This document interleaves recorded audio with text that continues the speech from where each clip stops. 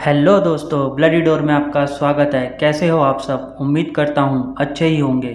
और आज जो मैं कहानी सुनाने जा रहा हूँ वो कहानी है एक लड़की की कि जिसने सुनसान जगह पर बड़ी चीज़ उठा ली और वो कैसे चुड़ैल की गिरफ्त में आ गई। कैसे उस लड़की ने इस चुड़ैल से अपने आप को बचाया और इससे हमें कुछ सीख भी मिलती है कि कोई भी बड़ी चीज़ें हमें उठानी नहीं चाहिए, वो कुछ भी हो सकती है। तो चलिए वीडियो को स्टार्ट करते हैं। दोस्तों, कहानी का पात्र है चुड़ैल की चूड़ी। एक बार की बात है, एक लड़की थी जिसका नाम कविता था। कविता 15 साल की लड़की है जो छुट्टियों में अपने गांव दादा दादी के घर घूमने जाती है। कविता जब अपने दादी के घर पहुंचती है तो उसके दादा दादी अपनी पोती से मिलकर बहुत खुश होते हैं। पर यह बात किसी को नहीं पता थी कि जल्दी ही इनकी खुशी पर ग्रहण लगने वाला है। कविता का कुछ दिन तो उसके गांव में बहुत अच्छे से बीता। फिर एक दिन वह अपनी सहेलियों के साथ गांव के बगीचे में खेल रही थी। कविता खेलते खेलते आम के पेड़ को देखती है। उसके बाद वो अपनी सहेलियों से कहती है, चलो ना आम तोड़ते हैं। कविता पत्थर से आम तोड़ने की कोशिश करती है और उसका पत्थर आम पर भी लग जाता है जिससे आम गिर जाता है। पर आम गिरते हुए थोड़ी दूर मिट्टी में दबे एक पोटले के पास चला जाता है। कविता जब आम लेने वहाँ पहुँचती है तो उसे पोटली का थोड़ा सा हिस्सा दिखाई देता है। वो सोचती है, क्या है ये सोचकर वो पोटली बाहर निकाल लेती है। उस पोटली को खोलकर देखती है तो उसमें चूड़ियाँ होती है जो बहुत पुरानी दिख रही होती है। दोस्तों, अगर आपको कुछ ऐसी चीज़ मिल जाए तो आप क्या करोगे? उसे उठाओगे और घर लेकर आओगे? कृपया मुझे कमेंट बॉक्स में बताएं।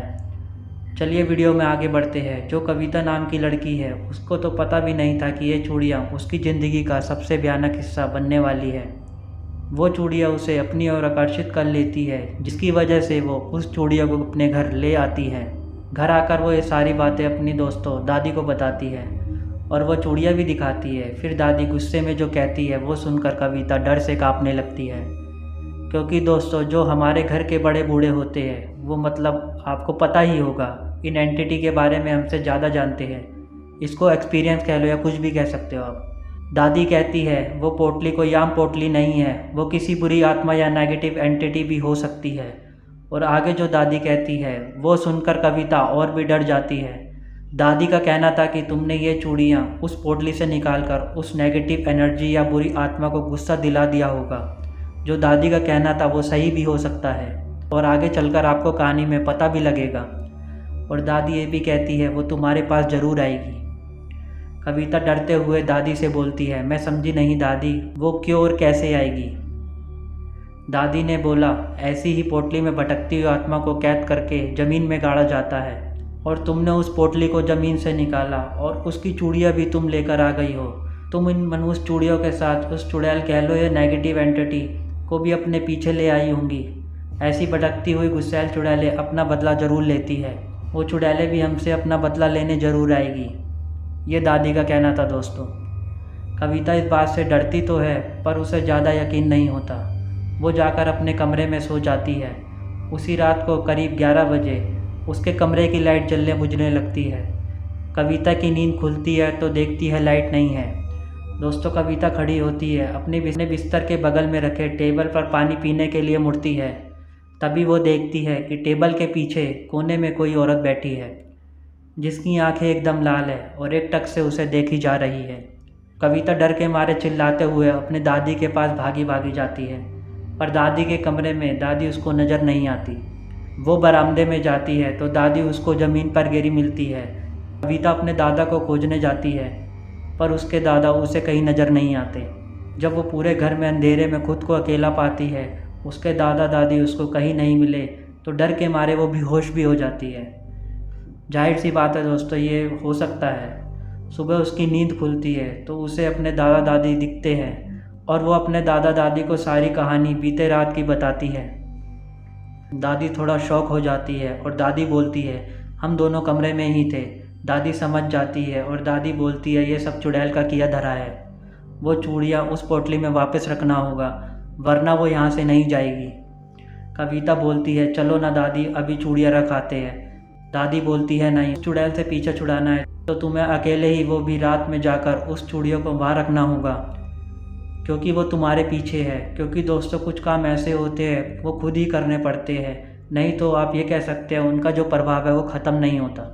कविता हिम्मत करके कहती है, पर वो कहीं ना कहीं डरी भी होती है, पर हिम्मत बनाकर कहती है ठीक है मैं जाऊंगी दादी।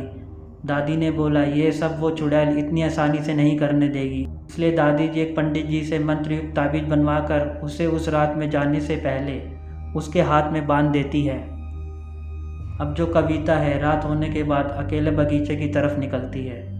थोड़ी देर बाद उसे किसी के रोने की आवाज़ सुनाई देती है, पर दादी ने कहा था वो चुड़ैल तुम्हें अपनी तरफ आकर्षित करेगी, तुम उसकी तरफ ध्यान मत देना वरना वो तुम्हें कब्जे में कर सकती है। दादी कहती है एक बार तुम्हें अपने कब्जे में कर लिया तो फिर कोई कुछ नहीं कर पाएगा और वो तुम्हें मार भी सकती है। कविता इस बात का ध्यान रखती है और ईयरफोन लगा लेती है ताकि उसको डर ना लगे और उसका माइंड डाइवर्ट रहे, और कविता गाना सुनते हुए चलने लगती है। अभी कुछ दूर जाने पर उसका मोबाइल काम करना बंद कर देता है, फिर भी वो चलती रहती है। तभी उसे महसूस होता है कि कोई पीछे खड़ा है, पर दादी ने कहा था उसकी तरफ मत देखना, तो वो नहीं देखती है और डर की वजह से वो पसीने से लथपथ हो जाती है। वो हिम्मत करते हुए उस पोटली को खोलकर उसमें चूड़ियाँ जो होती है वो निकालती है और ज़मीन में गाड़ देती है और आंखें बंद करके बहुत तेज़ी से वहाँ से भागती है। सीधे अपने घर आकर ही रुकती है। चुड़ैल से तो उसका पीछा छूट जाता है, पर वो इतनी डर जाती है दोस्तों कि दूसरे ही दिन वापस अपने शहर मम्मी पापा के पास चली जाती है। कविता का कहना था कि वो उसकी ज़िंदगी का खौफनाक हिस्सा है जिससे वो आज भी सोचने पर डर जाती है।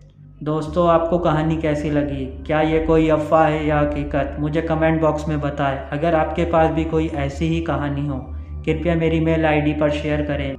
मेरी मेल आईडी है bloody.09.1989@gmail.com और दोस्तों मेल आईडी आपको डिस्क्रिप्शन बॉक्स में भी मिल जाएगी। और आपको वीडियो कैसी लगी? अगर अच्छी लगी हो और मेरी वीडियो से जुड़े रहना चाहते हैं तो मेरे चैनल को सब्सक्राइब, लाइक एंड शेयर करें एंड बेल आइकन को दबाइए। ऐसी इंटरेस्टिंग वीडियो आपके लिए लाता रहूँगा। तब तक के लिए अपना ख्याल रखें और सुरक्षित रहें।